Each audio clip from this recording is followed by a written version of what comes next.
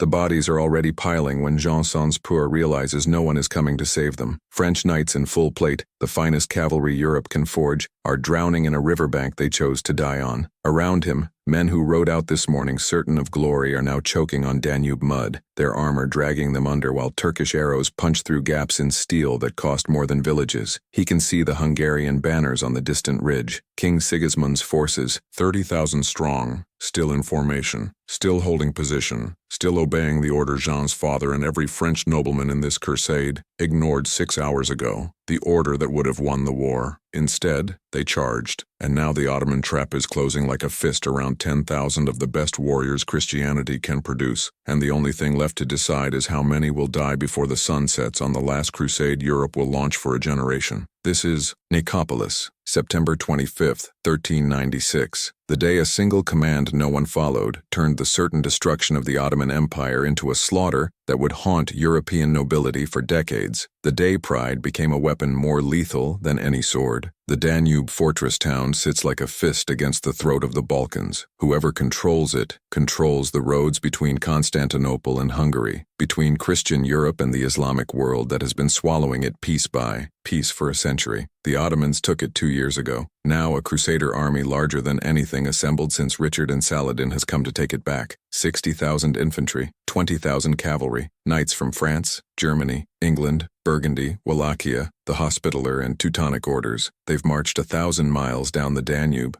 burning Turkish villages, killing anyone who resists, building momentum like an avalanche. For 3 weeks they've had Nicopolis surrounded. The garrison is starving. The walls are cracking. One more assault and the fortress falls. One fortress leads to the next. The Ottomans lose their foothold in Europe. The Byzantine Empire survives. The map gets redrawn. That was the plan. That was the inevitable outcome everyone could see coming, until the moment someone decided glory mattered more than geometry. Because 20 miles south, Sultan Bayezid is coming. They call him Yildirim, the Thunderbolt. He's moving, faster than anyone thought possible, pulling together an army that was scattered across Anatolia, force marching through hostile territory, racing to reach Nicopolis before it falls. His scouts reported the crusader numbers 3 days ago. He's outnumbered at least 2 to 1, maybe worse. Every military principle says he should avoid battle, preserve his forces, let the Christians exhaust themselves on fortress walls. But Bayezid doesn't think like that. He thinks in speed and shock. He built an empire by arriving before enemies expected him and hitting before they were ready. Now he's doing it again. His army is tired, stretched thin, but it's coming, and the Crusaders know it. This is where the story pivots, because in the Christian command tent, 2 men are about to have an argument that will kill thousands. King Sigismund of Hungary is 30 years old and has been fighting the Ottomans his entire adult life. He knows their tactics. He knows how they use terrain. He knows how they bait heavy cavalry into traps and then shred them with arrow storms and flanking attacks. He has a plan. It's simple. It's proven. Let the infantry and Wallachian auxiliaries absorb the first Turkish assault. Let the Ottoman cavalry exhaust themselves against prepared positions. Then, when they're committed and disordered, release the French and Burgundian knights in a decisive hammer blow that crushes a tired enemy against the anvil of disciplined infantry. It's textbook. It wins. But the French nobility don't want textbook. They want the glory of the first charge. They want history to record that French knights broke the Ottoman line. They want songs. They're the flower of European chivalry, the richest, best-armed, most prestigious warriors on the continent. They didn't ride 1,000 miles to watch Wallachian peasants get the credit, and they're led by men barely out of their 20s, sons of the most powerful families in Christendom, raised on romances about Charlemagne and Roland, convinced that courage and noble blood are worth more than formations and patience. Jean de Nevers, son of the Duke of Burgundy, Philippe d'Artois, Enguerrand de Coucy, men whose fathers and grandfathers won Crécy and Poitiers through exactly this kind of reckless bravery, men who have never lost. Sigismund tells them no. He explains the plan. He explains why charging first guarantees disaster. The French ignore him. They don't say it out loud, but the message is clear. A Hungarian king doesn't give orders to French nobility. This is their crusade, their moment, their decision. And that's the choice that breaks everything. Not a military miscalculation, not faulty intelligence, not bad luck, just pride. Just the refusal of men raised to believe they were born superior to accept instruction from someone they consider beneath them. The entire structure of medieval society, the assumption that bloodline equals authority and courage equals strategy, is about to collide with reality at lethal speed. If you want to see how power actually works, how the assumptions that hold systems together can collapse in a single moment. This is what Chronicles Beyond History is built for. You're in the right place. Because the moment the French knights mount up and form their line without permission, every advantage the Crusaders have starts evaporating. The plan that would have won requires coordination, requires sequence, requires the infantry to do its job first. Now there is no sequence. There is only chaos. The roots of this disaster were planted years before anyone rode toward Nicopolis. They were planted in the throne rooms and counting houses of Europe, where the reality of Ottoman expansion was finally becoming impossible to ignore. For 2 generations, Christendom had been losing ground in the Balkans, slowly at first, then faster. Serbian kingdoms collapsed. Bulgarian fortresses fell. Byzantine territory shrank to almost nothing beyond Constantinople itself. The Ottomans weren't just winning battles, they were replacing entire systems. Everywhere they conquered, they installed governors, collected taxes, recruited soldiers from the conquered population, built infrastructure that tied new territories into their empire permanently. This wasn't raiding, this was absorption, and it was accelerating. By the 1390s, Constantinople was basically an Ottoman protectorate. The Byzantine emperor had to ask permission to change policy. The city that had been the richest,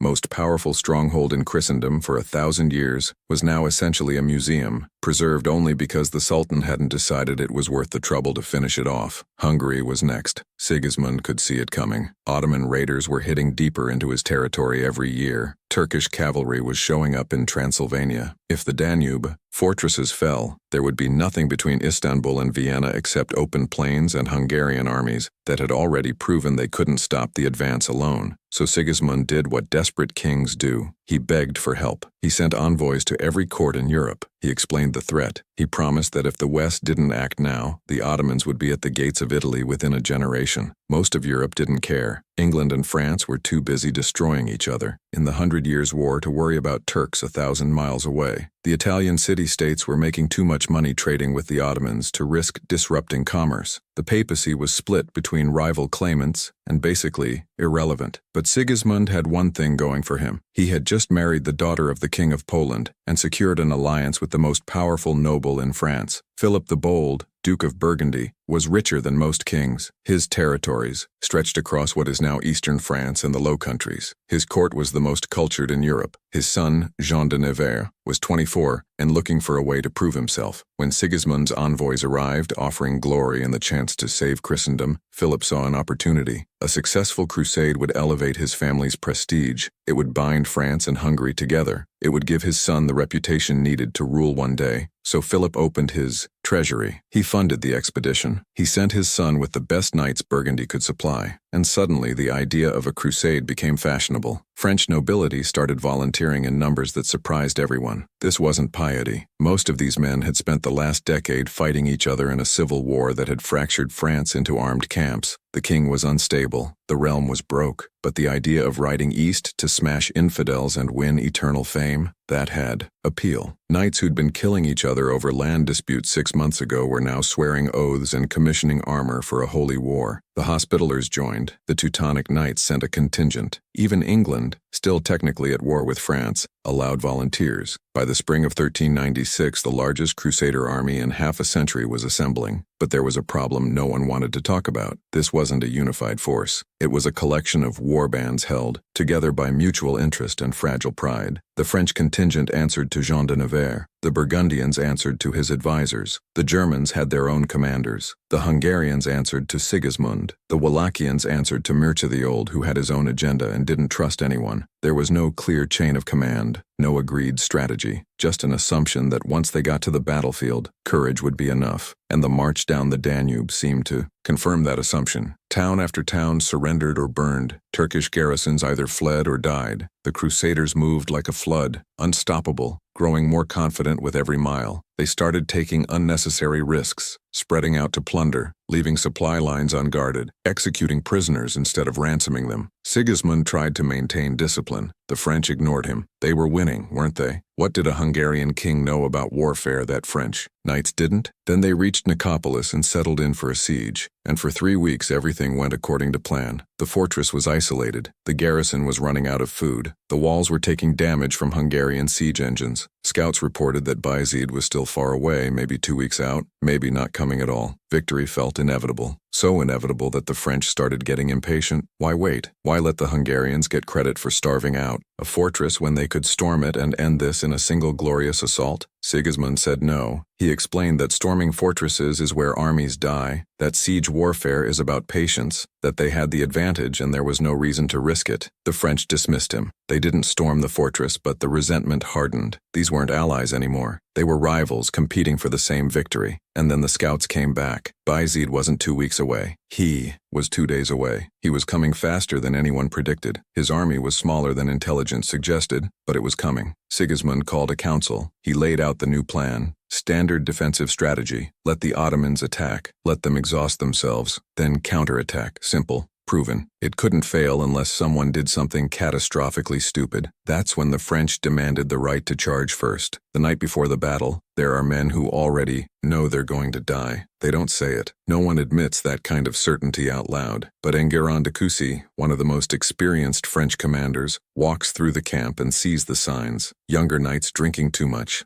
laughing too loud, acting like this is a tournament instead of a war. Veterans staying quiet, checking equipment with the kind of focus that means they've seen what happens when things go wrong. Sigismund's Hungarian officers standing apart, talking in low voices, watching the French contingent with expressions that say they've already written this off. De Coucy is 55. He's fought in France, Italy, Switzerland, and the Holy Roman Empire. He's survived Crécy. He knows what disciplined archers can do to charging cavalry. He knows what happens when pride overrides planning. And he can see that the young French nobles, the men who've spent the last 3 weeks treating this campaign like a grand adventure, are about to get themselves killed. He tries to talk to Jean de Nevers, tries to explain that the Ottomans aren't like French or English armies, that Turkish tactics are built around mobility and deception, that charging without reconnaissance, without knowing what's on the other side of that ridge ahead, is suicide. Jean thanks him for his concern and ignores him, not because he's stupid, but because backing down now would mean admitting a Hungarian was right, would mean admitting that French knights need to follow someone else's plan, would mean surrendering the glory he rode 1,000 miles to claim. The politics of the situation have become more important than the strategy, and once that happens, there's no way to pull back without losing face. So the decision is made. The French will charge at dawn, regardless of what Sigismund wants. They'll hit the Ottoman center, break through, and end this war in a single morning. History will remember them as the knights who saved Europe. Sigismund finds out through his scouts. He doesn't confront Jean directly because he knows it won't matter. Instead, he adjusts. He positions his forces to support the French charge, even though he knows it's going to fail. He spreads his cavalry on the wings, keeps his infantry in reserve, prepares to salvage whatever he can from the disaster he sees coming. He's a good enough commander to know that sometimes the best you can do is limit the damage when your allies are determined to destroy themselves. But even he doesn't fully understand how bad this is about to get, because he's thinking about military tactics. He's not thinking about the specific trap Bayezid has been building for exactly this kind of enemy. The Ottoman Sultan has fought European knights before. He knows their patterns, knows they value individual glory over collective strategy, knows they charge heavy and deep, relying on mass and armor to smash through infantry lines, knows they consider it beneath their dignity to fight defensively or use missile troops effectively. So he's designed a battlefield specifically to kill them. The ground between the Crusader camp and the Ottoman position looks open, looks like perfect cavalry terrain. It's not. About a mile out, there's a low ridge the Crusaders can't see clearly from their position. On the far side of that ridge, Bayezid has positioned something the Christians don't know exists in his army, a line of sharpened stakes driven into the ground at angles designed to impale charging horses. Behind the stakes he's placed his least valuable troops, Azaps, light infantry, conscripts, men whose job is to die slowly enough that the French commit fully to the attack. Behind them, hidden by the terrain, are the sipahis, Ottoman heavy cavalry, not as heavily armored as the French, but faster, more disciplined, and mounted on horses that aren't exhausted from carrying 200 pounds of steel. And on the flanks out of sight are the encircled, irregular cavalry, raiders, men who've spent their entire lives learning how to hit fast, disengage, and hit again from unexpected angles. It's a classic Bayezid setup. Bait the enemy into overcommitting against a weak center. Absorb the charge with disposable troops. then envelope and destroy with cavalry that's been held in reserve. He's used variations of this at Kosovo, at Rovine, at every major battle he's won. It works because European knights don't scout properly, don't believe intelligence that contradicts their assumptions, and can't resist the temptation of an apparently vulnerable enemy line. So when the sun comes up on September 25th, both sides are ready. The French have formed their line. 3,000 knights in full plate, riding destriers that cost as much as castles, carrying lances that can punch through shield walls, backed by confidence that's been building for 1,000 years of cavalry dominance. They're the most expensive, best-trained, most prestigious military force Europe can produce. They've never seen an enemy they couldn't break through raw power and courage. Today won't be different, except it will, because behind them, Sigismund is watching with the resignation of a man who knows he's about to witness a disaster he can't prevent. He's positioned his forces to exploit whatever opening the French create, but he's also prepared retreat routes. He's kept reserves, uncommitted. He's doing what experienced commanders do when they know their allies are about to do something catastrophically stupid. He's preparing to lose as efficiently as possible. The crusader infantry, the Wallachians and Hungarians who were supposed to lead this assault, are standing in formation watching French knights ride past them to take the glory. Some of them are relieved. Better the French die than them. Some are angry. This was supposed to be coordinated. Some just accept it. This is how it works when you fight alongside men who think their bloodline makes them invincible. You watch them charge, and then you try to survive what comes after. Decoussi is in the second line of the French formation. He's not leading because the young nobles demanded that honor. He's placed himself where he can try to salvage something when this goes wrong. He's scanning the horizon, trying to see what the Ottomans have prepared, knowing it won't matter because the charge is already starting. And that's when Jean de Nevers raises his lance, shouts something about God and France and glory, and kicks his horse into motion. 3,000 knights follow. The ground starts shaking. The sound of armored cavalry at full charge is like continuous thunder, a rolling mechanical roar that drowns out thought. This is the moment everything converges. Months of planning, weeks of marching, 1,000 years of crusading tradition, all concentrated into a single formation of steel and horseflesh and absolute certainty, aimed at an enemy line that looks thin and breakable, and exactly like every other infantry line these men have destroyed. What they can't see, what they won't see until it's too late, is that they're not charging into a battle. They're charging into a mechanism, a machine designed to convert courage into corpses. The first impact is exactly what the French expected. Their lances punch through the Ottoman front line like it's made of cloth. Azaps go down screaming. The stakes slow some horses, kill others, but the sheer mass of the charge breaks through anyway. Knights are in among the Turkish light infantry now, cutting down men who barely have armor, riding over bodies, pushing deeper. For about 90 seconds it feels like vindication, like everything Sigismund said was wrong, like French courage was the right answer after all. Then the trap closes. The Azaps weren't supposed to hold. They were supposed to die while pulling the French deeper into the kill zone. Now the knights are a mile past their own lines, compressed into a narrow front by the terrain they didn't scout, and their horses are starting to tire from the weight they're carrying and the bodies they're trampling. The Ottoman center collapses completely, not because it's broken, but because it was designed to collapse. The Azaps scatter. The French expect to see the rest of the Ottoman army routing. Instead, they see fresh cavalry forming up on both flanks. Sipahis, thousands of them, and they're not retreating. Jean de Nevers realizes what's happening about 3 seconds before it hits. The Ottoman cavalry isn't charging to break through. They're charging to surround. The French formation, already disordered from the initial assault, is suddenly taking impacts from 3 sides. Turkish horsemen with composite bows are circling just outside lance range, shooting into the flanks where armor is thinner. The French try to wheel to engage them, but their horses are too tired and their armor is too heavy for the kind of mobility this requires. Knights designed to smash through static lines are suddenly fighting a battle that requires speed and maneuverability they don't have. And then it gets worse. The Akancha hit the rear. Light cavalry, moving faster than anything the French can field, cutting off the retreat route, isolating small groups of knights and swarming them. A fully armored knight can kill 5 or 6 lightly armed Turks if they come at him one at a time, but they don't come one at a time. They come in clusters, jabbing with spears at the horses, dragging riders down, moving to the next target before the dismounted knight can even stand. Plate armor makes you nearly invincible against frontal assault. It makes you helpless when you're on the ground surrounded by men with daggers who know exactly where the gaps are. Decoussi is trying to organize a fighting retreat. He's screaming orders no one can hear over the chaos. He's managed to keep about 200 knights together in a loose formation, and they're cutting their way back toward the crusader lines. But the main French force is disintegrating. Knights who charged in organized squadrons are now scattered individuals trying desperately to survive. Some are trying to surrender. The Ottomans aren't accepting surrenders yet. They're focused on killing horses,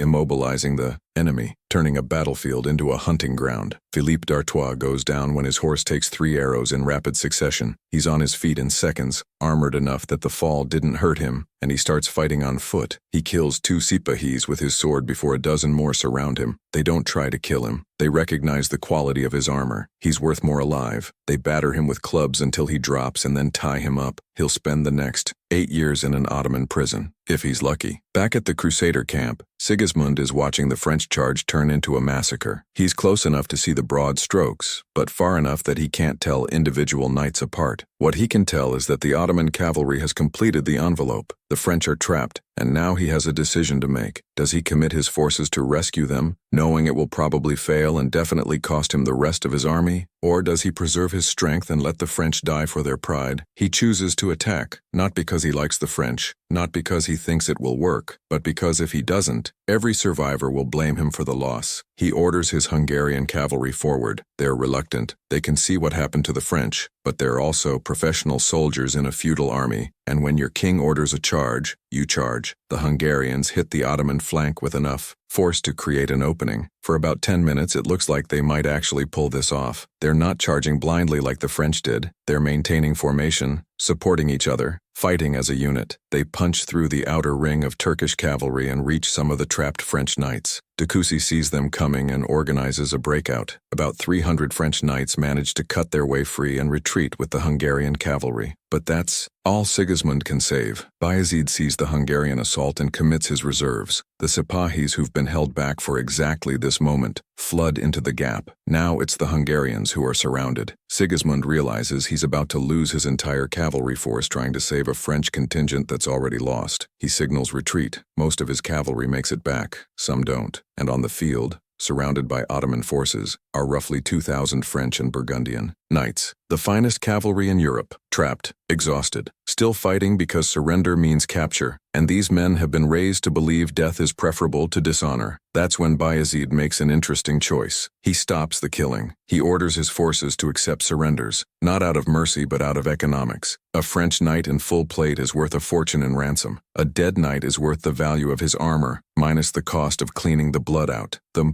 Ottomans start systematically disarming and binding prisoners. Most of the French knights accept this. They're beaten. They know it. Ransom is humiliating but survivable. Jean de Nevers surrenders. He's furious, humiliated, and probably in shock, but he's alive. He and about 1,000 other French nobles are herded together under guard. They're valuable. They'll be treated relatively well. Their families will pay enormous ransoms to get them back. The Ottoman treasury is about to receive an influx of wealth that will fund the next decade of expansion. But Bayezid has a problem. He's also captured about 3,000 common soldiers, infantry, archers, men who participated in the crusade but don't have families wealthy enough to pay ransoms. They're just liabilities, mouths to feed, prisoners who might escape or cause trouble, and Bayezid doesn't have the resources to guard them all while still pursuing Sigismund's retreating army. So he kills them, not in battle. After they've surrendered, he has them brought up in groups and executed while the noble prisoners watch. It takes hours. The French knights are forced to witness their retainers, their squires, men who've served their families for generations, getting their throats cut or their heads taken off. It's a deliberate psychological tactic. Bayezid wants the nobles to understand exactly how little their courage mattered, wants them to carry that image back to France, wants Europe to understand that the age of crusades is over. Let me know in the comments where you're watching from. Decisions like this were reshaping the balance between Christianity and Islam across 3 continents at the same time. Décussy made it back to the Hungarian lines. He's covered in blood, none of it his own. His armor saved him. His experience saved him. The fact that he positioned himself where he could retreat saved him. He watches the executions from a distance and knows that if he'd been 10 minutes slower, he'd be bound and waiting his turn. The young knights who ignored every warning he gave are either dead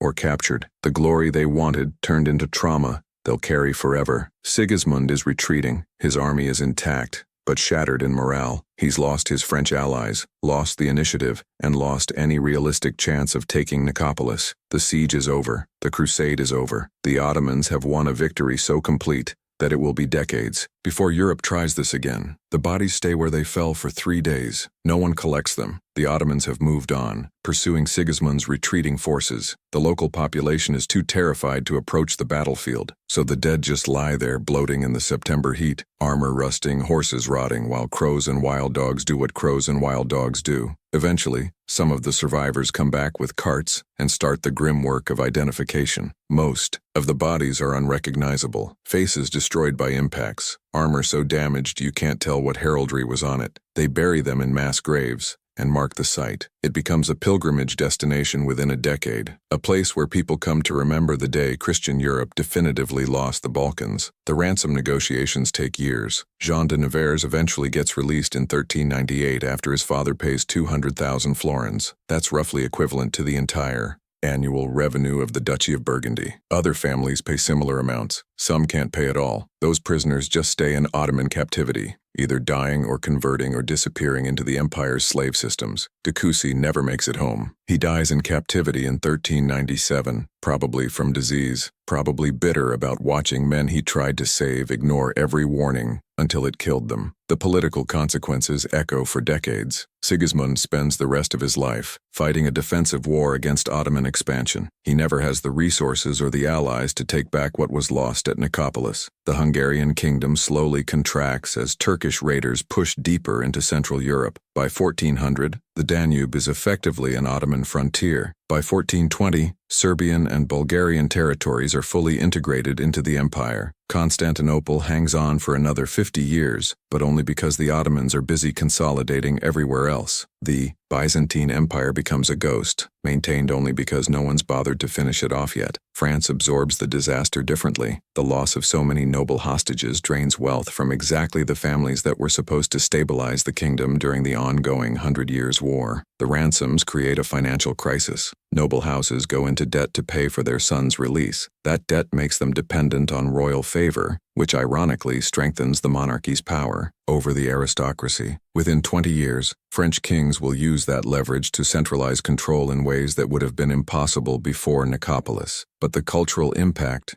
is what lasts longest. For 3 centuries, European nobility had understood warfare through a lens of individual glory. Knights were heroes. Battles were decided by courage. Armor and bloodline mattered more than formations and discipline. Nicopolis doesn't destroy that mythology entirely, but it cracks it. It becomes impossible to ignore that 3,000 of the best knights in Christendom got slaughtered because they refused to accept that bravery doesn't overcome bad tactics. The survivors talk. The stories spread. Within a generation, military treatises start emphasizing coordination over individual prowess. Commanders start demanding obedience instead of assuming nobles will follow plans. The idea that warfare is a science, not just a test of courage, becomes thinkable. The Ottomans, meanwhile, use the victory exactly as propaganda. Bayezid commissions chroniclers to write accounts emphasizing how easily the flower of European chivalry was destroyed. The story gets repeated in mosques, used to recruit soldiers, cited as proof that Allah favors the righteous over the arrogant. The ransoms fund the construction of new fortifications in the Balkans. The captured knights who convert get integrated into the Ottoman military system, bringing European tactics and equipment knowledge into the empire. Within 10 years, Ottoman armies are using mixed formations of cavalry and infantry that combine Turkish mobility with European staying power. They're learning from the victory just as much as the Christians are learning from the defeat. And the fortress of Nicopolis? It stays in Ottoman hands for another 400 years. It becomes a provincial capital,